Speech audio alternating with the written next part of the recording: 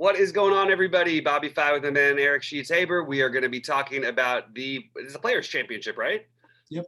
So we got quite the field. Done some research.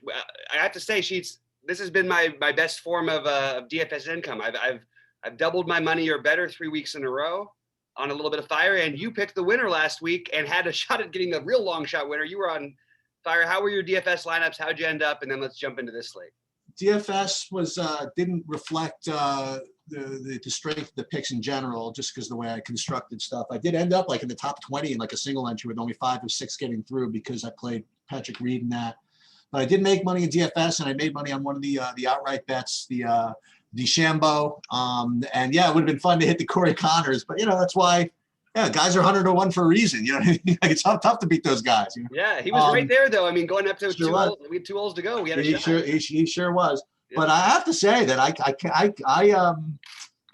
can't believe that I spent 2 years never playing the golf. I mean, I love it. It's awesome. I love it. And it's a lot of fun. And I have a neat little process for how I come up with my stuff. And between I hate to tout, right? But between Bobby and me, I mean, over the last 2 months, right, pretty much like every freaking slate, like we're right on it. I obviously, with that said, we're probably both going to go 0 for 6 in like all of our lineups this week. But you could do worse than learning from us in this sport. Believe it or not, it's pretty crazy. It is kind of nuts. So we're gonna keep it going. And I thought it'd be kind of fun this week to do kind of mixing of 2 different things I was thinking about. Is number one, I wanted people to kind of try to maybe see if they can compete for like a coaching session with Bobby or me. And I was thinking of doing that in general, right? We talk about that. And, we got to make it hard, because Bobby's time is valuable, right? And so what I said was that if you guys, I'm going to come up with my 3 highest owned guys, my own 3 highest owned guys. I hope I wasn't unclear about it. Not the 3 highest owned guys, like my 3 highest owned guys are also the guys that I'm going to be, that I put 3 outright bets on, and make it a contest. Like whoever can come up with all 3 of them, they get a full, they get a coaching session in the sport of their choice. And what I thought was cool about this one is whenever I think of doing it maybe for NBA, it's like hard because we don't really know who our top owned guys are going to be until like the last 30 seconds before lock. So it's kind of hard for people to kind of like predict that. And I do want to just kind of make this fun, like have people compete for a coaching session before, because I don't want to give it away, whatever it is. And after I did this, and again, I'm not going to lie, I put my outright bets in yesterday. You know what I mean? So like these are all locked in. I'll even show you the screenshot of the live bets after we're done. And I came up with my 3 highest owned guys, and I said on the honor system, if anybody could do it. Now, in thinking again, I was thinking that maybe I was a little bit asking too much for people to come up with the top 3, all 3, right? I just figured just over the course of like if you had like 30 to 50 people bidding on it, like someone come up with the top 3. And then I thought about, maybe if someone gets 2, if like more people get 2, and I haven't even confirmed any of this yet, maybe have that person win, but I don't want ties or anything like that. So I figured I'd make it hard. So I did it for the top 3. I'll spoil the suspense right now. Nobody won. Nobody won. And we'll go through who they are, and maybe 1 or 2 people got 2. I will say that I think of however many people guessed 30, 40, I think that even if you combined all of the picks, the whole community didn't come up with all 3. There's one guy who nobody picked in the 3. So we'll get to that in a little bit, but it's kind of a fun, look, it's educational. It's fun for you guys to put that to the test. And you guys by now know what my types of guys I like to play are, my types of process and things like that. So if any of you picked a guy who was like the highest owned guy on the slate, you haven't been paying attention. Like, for example, like if any of you picked a guy who was like, like a guy you've never heard of 5,800, you know what I mean? Like you never heard of. I mean, then you haven't been paying attention. So hopefully you guys can learn from my process and kind of like think about what I would pick, and just the process of you thinking of that maybe helps you get better. So let's get right into it. And as we go through, I'll highlight the three guys once we get to them, if we get to them. So you want to start with the Bobby? You can start with the 10K and over group. Yeah. Sorry, I'm just for some reason I had my build, and then I told my friend he could look at it, and he accidentally changed some things. So that was. By the way, just so you guys know, as far as my process goes, what I do is I have like 6 or 7 lineups that are completely dependent on what Bobby says during this video, because I have to like reshuffle everything. A lot of pressure. And I have 6 or 7 lineups that's expressly dedicated to that. And then everything else is pretty well set, except if anybody gets ruled out or something like that. So what do you think of the 10Ks and up? So I actually I'm probably going to play one of the big ones this week. I'm probably going to play some of the other things. I'm flirting with the idea of not playing anybody over 10K in my big buy and stuff. The guys who I have, because my interest in them is all fairly similar, and I don't love that. The one guy who's going to be who's projected to be lower owned but tends to always be higher owned, that I have was sort of leaning at just strictly on an ownership basis, was Xander. But I don't have a decided target between these 4, which usually means I end up splitting the ownership on these guys, because I like all of them. I don't hate them or anything like that. I love the next, or not love, I like the next tier a little better, the 9K tier. It allows you to do more things that I want to do. So right now I'm boringly sort of with the field, and if I had to pick one, I mean, that's what I'm really struggling with. I guess it would probably be Xander from a point in ownership perspective, point per dollar ownership perspective, I guess, or not point per dollar. But I mean, I really feel it torn on these guys. So do you have any decided target of these 4 that I'm maybe missing? Because I don't see them as being so different. You could always say in these situations, well, DJ is the best golfer, just play DJ. I'm just sort of, I have them all written in at the same ownership right now on my massive build, and all of them are going to be probably slightly below their projected ownership, except for Xander.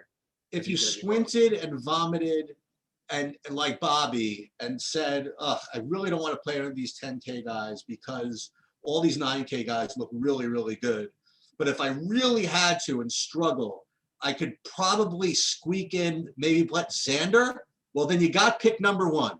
So Xander is one guy I'm betting for literally pretty much all the reasons you just said. He's going to be the lowest owned of these. And of these, and again, I'm not going to lie, all these 9K guys are freaking strong as crap, right? Mm-hmm. So people are going to play that way, and if they go into the 10K range, I think, look, Rory's flashed some signs last week, so he'll get owned. And to play Xander at 10-3 over, say, JT at 9-9 just seems like so criminal that I think that this particular week, maybe Xander doesn't get the triple ownership bump as normal. So he's one of my top plays. He's the only guy I'm playing a little bit of Rom, but my top guy is Xander, and I have him at 17.5 to 1 to win 39. So almost 20 to 1 as an outright bet. Love so it. Xander is pick number 1, and Xander is guy. He's going to be the only guy that have a shitload of ownership over 10K. So Bobby totally got that. Yep. I'm happy because that was the one guy I was leaning, but I wasn't going to guess him as one of your guys. I was going to wait till the next tier. So now I'm not. Now I know I'm off with your guys already. Okay. Which is unfortunate because by the way, just so you guys know, I did see throughout the picks, there are a couple of Xanders throughout the pick. So I didn't spoil the suspense. Like, I hate to say this, but even all you guys that picked Xander, you didn't get all 3. But we'll get there. Yeah, I'm happy to do it for whoever gets 2 out of 3, and especially if it pays off, that would be really sweet. But that's enough for me to give Xander a tiny bit of a boost over the other guys personally.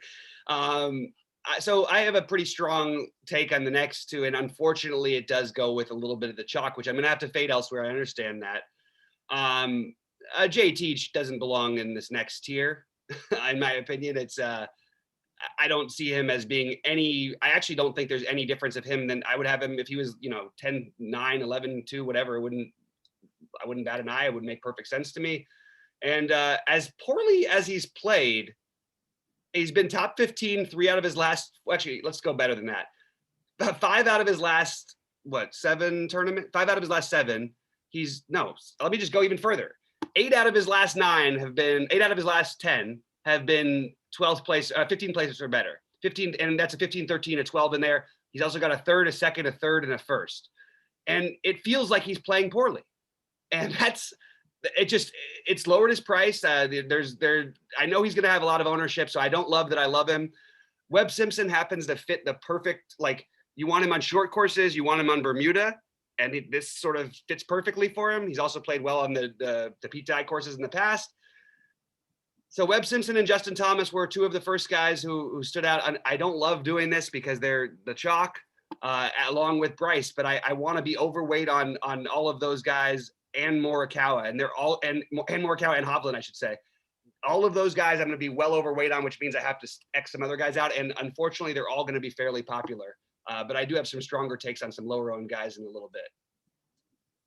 I will cancel, because of that, I will basically have to cancel out guys who look like awesome plays, but are going to also be even more owned, like Patrick Cantlay, who I might have 10% of as opposed to the 30% the field might have. I will have 0 Tony Finau, even though I understand all the reasons to play him. It's just, I can't play everybody. So and Patrick Reed, I'm sort of sacrificing all 3 of those and not playing basically any of those guys as of right now. So the 9,900 and below, this is the danger of what I'm doing. Now, first of all, I got some narrative street for you, by the way, that'll make you feel better, by the way, about your play. So Justin Thomas, and again, I was following this a little bit. He apparently was really, really shaken by the Tiger accident. Mm-hmm. He's like very close to him apparently, and was really actually considering dropping out. And you know, and Rick touched on this when he was analyzing that tournament. He's like, listen, I'm not too into this normally, but there's no way. I mean, he didn't say it exactly this way, but there's no way Justin Thomas has a good weekend thinking about Tiger. There's just no freaking way.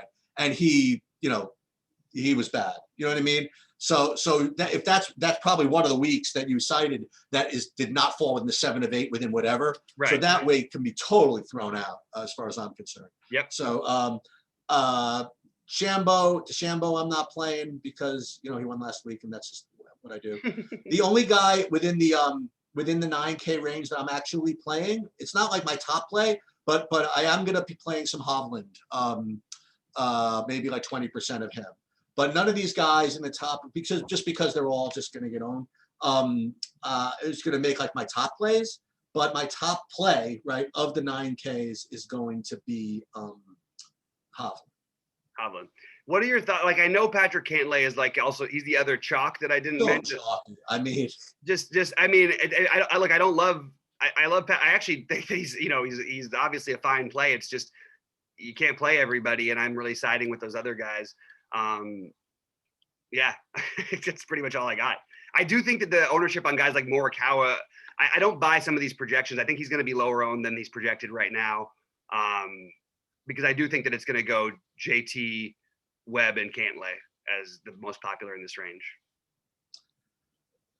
Okay, you want to do the 8,900s to 8K? Yeah, you know me, I'm a sucker. I'm always going to play. I'm not a sucker for him. I believe he's really good, and I believe he fits slightly the category of we don't have all the information and all the history yet because he hasn't played every course 10 times. But I am more than happy to keep playing Scottie Scheffler. He's a guy who you can play in tournaments and feel comfortable that whatever score he ends up with, he will have more fantasy points than other players who have the same score. It's pretty much a guarantee every week he does. He's one of the highest scoring players all the time, and he's usually better than guys who are even a stroke or two better than he is. So I love Scheffler here. He's one of the guys I like a lot in this range. I am kind of baffled because when the first time I ever started playing DFS, and I understand that golf is not my expertise, but everybody tends to play the guys who are playing well, who are, good form and all that stuff. You hear a lot more in golf and all these things. Why is no one interested in playing Jordan Spieth? You're going to have to explain it to me because it's the 5th week in a row I've asked and I can't quite figure out what's happening. Like he stands out to me as a really solid player and he's in excellent form. When he gets hot in the past, he's been as hot as anybody. So Scheffler and Spieth are my favorite in this range, followed by Berger and Matsuyama, and Fitzpatrick, excuse me. But honestly, I really like. I'm really confused about why everybody hates. Is it just it's a DFS thing because Jordan Spieth's been killing him for so many years that no one wants to play him? Because I mean, he's basically been a guy you want to have on your winning lineup in every tournament we've played over the last 5 weeks. So you'll say, you'll know, everybody knows that I was sweating DeChambeau and Connors, right, during the outright bet. So I was watching everybody in the top like 3 or 4 groups. Mm-hmm. And there were 2 guys that were just literally putting the fear of God into me the whole weekend. One of the, for whatever reason, I wasn't concerned about Westwood. You know what I mean? Turns out he was awesome. You know what I mean? But wasn't concerned about him. But every single time, like Spieth lined up to hit a ball, I thought it was going in. Like the guy literally put the fear of God into me every single time. He got out. He looked. He had this look in his eye, like every single thing that he was doing was going to go in. All right. There were 2 guys there, him and Rory disappeared. But Spieth just, look, I'm not saying I know much about Spieth in general, but he definitely has that look in his eye that he's back. You know what I mean? And whenever like you're fading a guy and he hits a 48-foot putt and you're like, oh, thank God it didn't go in. You know what I mean? Like, that he's freaking, he's feeling it. You know what I mean? So I feel where you're coming from. So you really, really scared me because I was going to have to find something to coach you in because I was going to give you the prize. I thought you were going to get it because for the way you were talking about Scheffler, but it wasn't Scheffler. The one guy from this range who I'm going to have just a carload of, and I outright bet at, was it 38 to 1? 38 to 1? Berger? You talk, well, Berger's my second best play, but you were saying, oh, you don't have all the information, whatever it is. Dude, it's Tyrrell Hatton week. So I am all over Tyrrell Hatton. Okay. Yeah. And I really thought that's where you were going. This guy, he doesn't play every course 5 times. And I'm like, oh my God, I can't believe this. Now, just so you know, by the way, Scheffler, just to like kind of steal whatever, that's one of Rick's models, like awesome picks, by the way. Love it. Okay, that's good to hear. Scheffler. But just, Hatton, combination of ownership, projections, all this stuff. A little bit of narrative. I kind of like the way he fought back and looked and, and over the last week or 2, he came to the United States, got a little bit of run. So he's going to be my guy from the 8,500 range. And I did bet him outright. And this one eluded most people. A couple of people got him. And I can understand why. I don't think I've recommended him once. It's in like months because I usually don't like these European guys like kind of coming over. Yeah, you said that you actually referred to that a couple times about Hatton specifically. So I'm surprised and pleasantly. He's a guy I used to play quite a bit of, and now I have to get him on my list. So I like he's my favorite by a lot. And then just as far as just for disclosure, I like Hideki on FanDuel. If you guys play Hideki, I like him on FanDuel, but Berger is my second best play. So for me, it's Hatton, Berger. Berger's a good freaking play, by the way. I think Hatton, Berger, and you tip me over. I'm gonna go for more Scheffler, and I'm gonna take some speed. I'm gonna take some speed shots for sure. Love it. All right, I'm glad to get the Hatton one because I actually was thinking about that, and I didn't have a justification. I just liked other guys around him a little bit, but I mean, look, he's been good to us. He's the one who almost won us the million. Sheets. Remember when we were? Sure did. So, all right, what are we going to do in this next range? Do you want to start this one off? I'm trying to load our basketball video. So, yeah. So this is where, first of all, I want to tell you that my other pick comes from here. And the other thing is that there's a lot of guys in here you could play. So I'm gonna tell you the guys that I like. I mean, literally, like a lot of guys you can play. So I'm just going to tell you my just the list, and I'm going to tell you that the guy I bet, like the one for the contest. Also. So I do like Connors again at 7,400. I like Russell Henley at 7,400. English, Answer. I'm going to talk about Zalatoris in a second. Neiman and Horschel. Okay. First of all, I wanted to bring this up again. That's now going to be 6 weeks in a row that Zalatoris, he ranked the 5th most underprojected owned guy. Again, like 5 weeks in a row, people thought he was going to be about 15%. He ended up 20. Just to let you know. And then again, just to kind of show you, by the way, like the ownership projections on average are within like 1% of being accurate. They're so good. It's freaking crazy. Yeah. As opposed to the NBA, which not so much. Yeah, it's basically impossible. It's much So you guys hit on a couple of the guys that I was gonna lock in, whatever it is, but you didn't get this one, and it's a little surprised because he's a guy I bet out for this 4.5 ownership on Harris English. So he's gonna be my favorite guy of all those, and I also bet him outright at I think it's 10 billion to 1, but let me just double check. Yeah, it was 100 to 1 exactly. So those are the three. So it was Xander, Hatton, and Harris English. So Harris English is my favorite, but only seriously as a function of ownership. Okay, like all the guys I mentioned, I like, and you flip a coin between all of them, whatever. But for the purpose of this, like I love the 5% on Harris English. Where these other guys, I think Answer could get owned. I think that because he is always owned a little bit. I think that Connors could get owned off of last week's performance. Maybe Henley may not be. Horschel gets owned more than he usually does. So because of that, English is my favorite of those. But I think all those 7,500 guys. I'm going to let you snap off the Max Homa when you get to it, and that's all I got. Yeah, so I like this range quite a bit. I love the Harris English thing. I'll get right back on board and play some Harris English for sure. The guys who stood out to me, I love Joaquin Niemann here. Yes. I do want to complain for 1 second. I didn't realize the unfortunate back spasms of Justin Rose. So I believe I played 100 in the $5. I think I had 28 that cashed, and I didn't have overall. I think I only had like about 15% Justin Rose. But 10 of my lineups had Justin Rose in it that were perfect through 6 of 6. And that was frustrating because he was actually in the hunt and he ended up withdrawing because of the back spasms. That was he withdrew because he hit 3 in the water on the same hole. That was like the first hole, wasn't it? He was 5 under going into that day, though. I know. I don't know. I think that. I mean, even still, like if he ended even, he would have been in the top 20. I believe. He was rolling through the first 2 days, and I think the back or whatever it was that made him stop. I'm not going to play Justin Rose. I just wanted to point that out. I was frustrated by it. Why? Like, I don't understand, but I don't understand why the no one's into Kokrak this week. But I'm not probably going to do it either. I'm not as familiar with all the course stuff as everybody else is. But it just sort of surprised me because it's a guy everybody's been playing lately, and he's been really good. Did he win last year? This course. I thought that's why you mentioned it, or no? No. I just thought he's been playing. He's been playing well overall, and right. been pretty popular in most tournaments. And I didn't really find the difference myself in my research about why he was so different. Like you, I like Connors. I didn't hear it hiccup for a second. You said Abe Answer. Did you say Abe Answer? Yeah, I like him too. Okay. But yeah, Corey Connors seems to be the guy I most, I guess I'm sort of riding with in this range. And I'm glad you mentioned the Russell Henley because I was looking for some answers on him.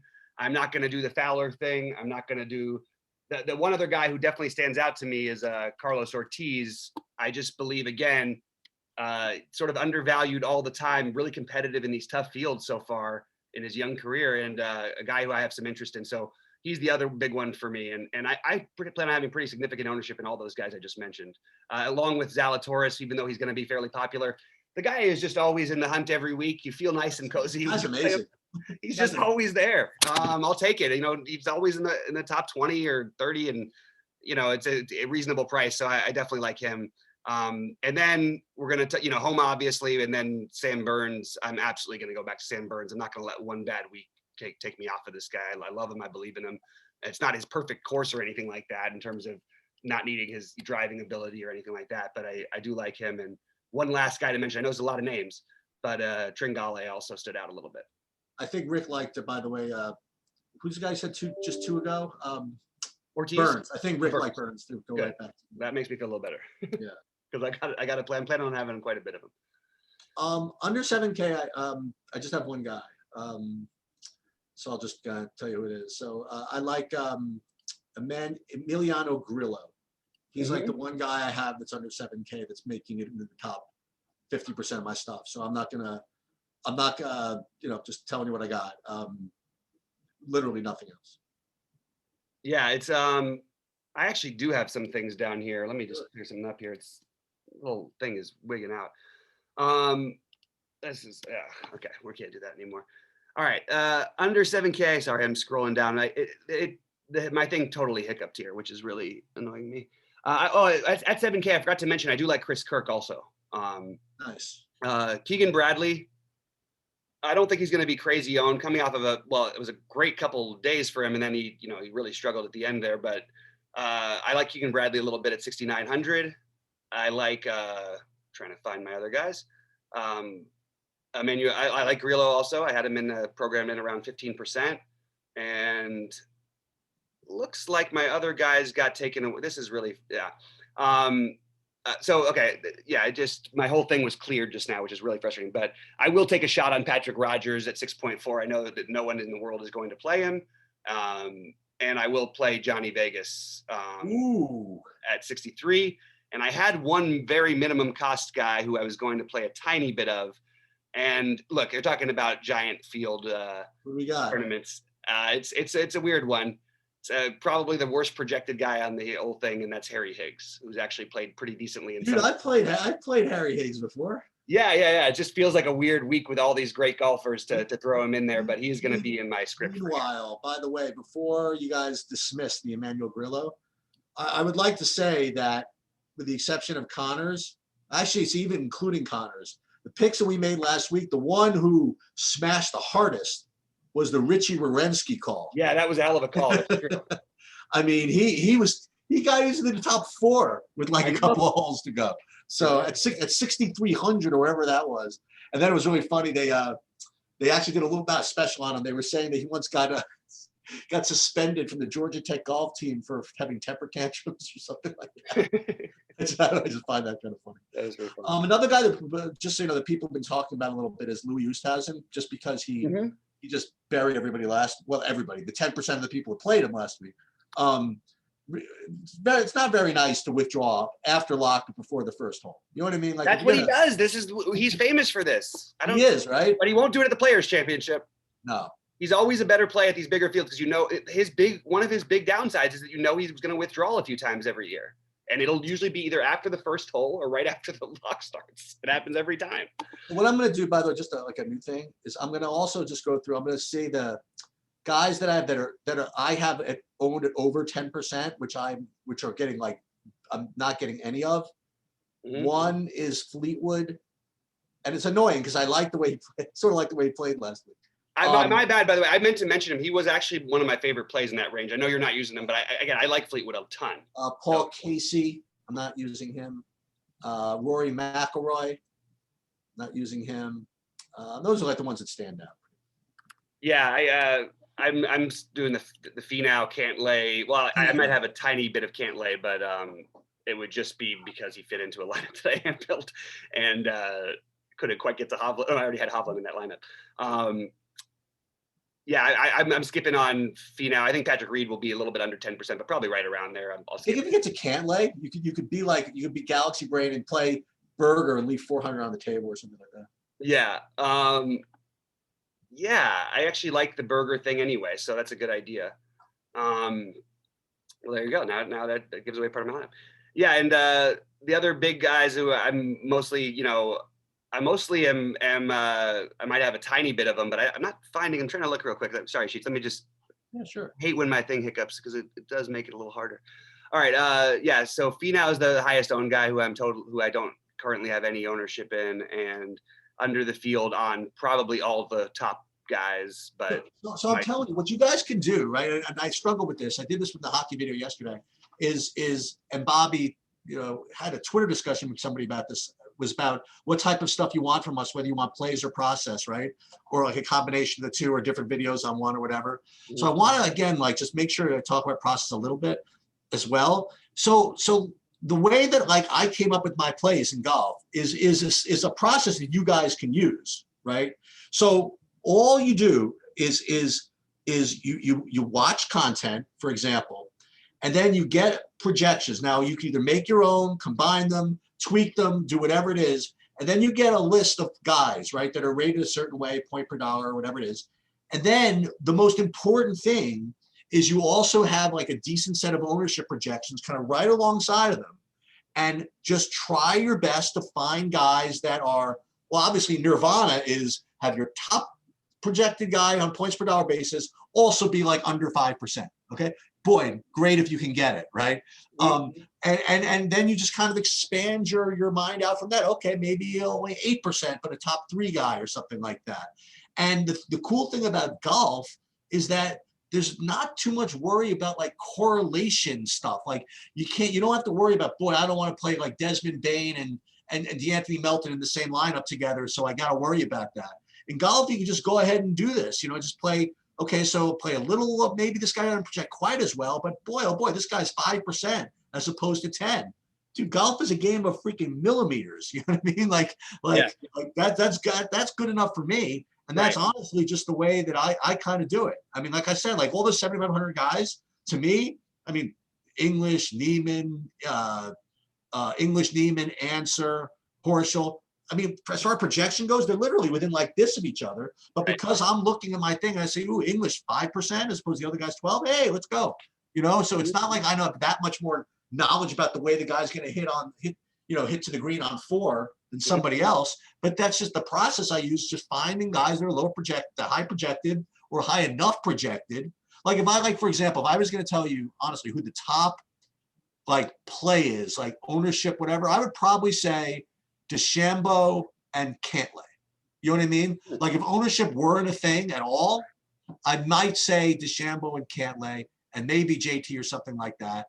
But ownership is a thing. So I'd rather just kind of just go do something different. Absolutely. I'm with you there.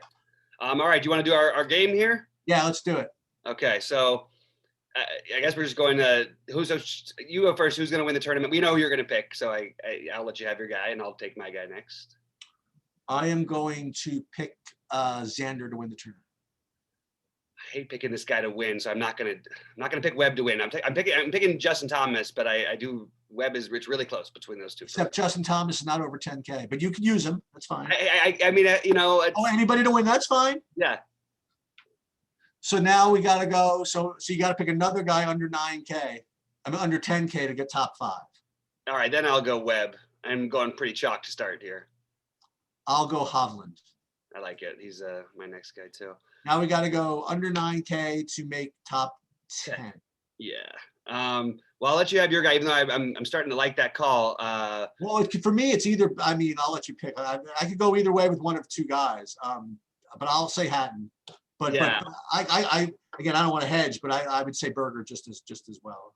Yeah, I like. I'm gonna say. I mean, I really like this range. Actually, it is my favorite range.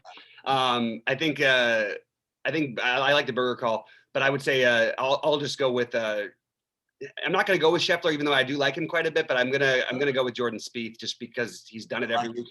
And a little shout out to Matt Fitzpatrick as well, who's been just on fire lately. Under 8K top 20.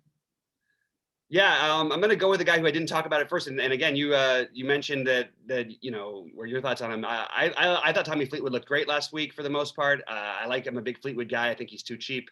I'm going to take Fleetwood.